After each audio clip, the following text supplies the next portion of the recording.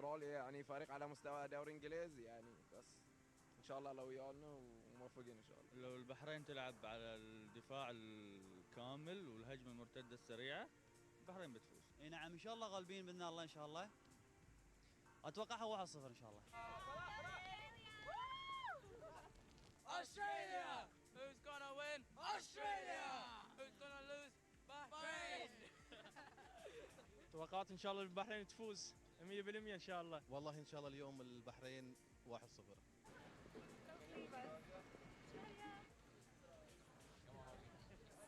Go Australia!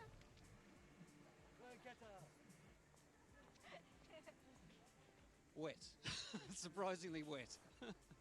والله الله كريم. Australia! والله التوقع كويس صعبة. النتيجة 2-1 أو 1-0 لنا أو مغلوبين 2-1. والله ان شاء الله نفوز 2-1. 10 nil. No, I think it's at least going to be 4-1 maybe 4-2. لا ان شاء الله مو بصعبة، منتخبنا دائما يعني خارج البحرين يبيض الوجه. Aussie! Oi! 3-1 Australia. Tim Cahill with a hat-trick. 2-1 for Australia, yeah. Who's going to win? Australia. Aussie! Oi! Aussie!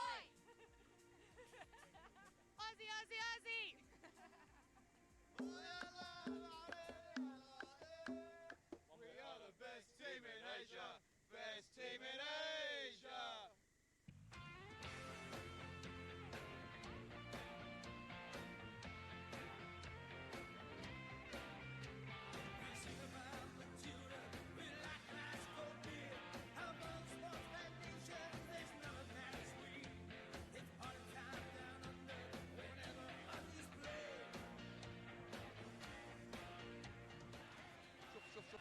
شوف الكلام الجميل. شوف ايفرتون لما يدخل في العمق خلاص سجلوا، خلاص صوبوا، خلاص يتقدم المنتخب الاسترالي وكوريا الجنوبيه لفارق 4 أهداف، وبالتالي صافره النهايه تصدق على خروج الاحمر البحريني من كاس الامم الاسيويه وفقدان حلم وامل الفوز والانتصار على كنغارو الاسترالي.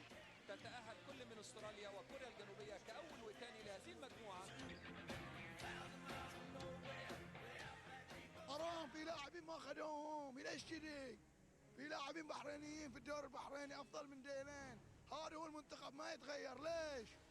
اللاعبين ما منهم فايده اصلا، فشلون ولا شو ما اقول يعني ما اقول.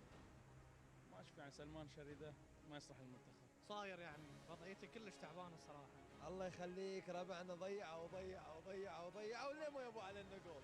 50% هزيمة يتحملها المدرب. اختيارات للاعبين خصوصا اول شيء حتى الهجوم جيسي جون لاعب ما يقدر يأدي اصلا.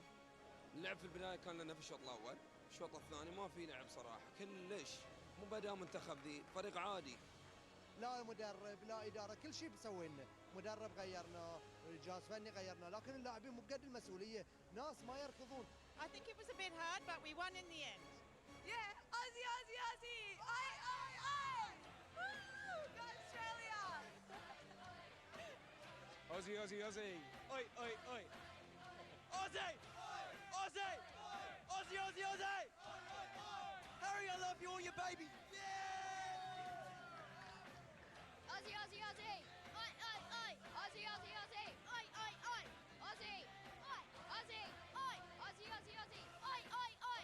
We'll sing Matilda.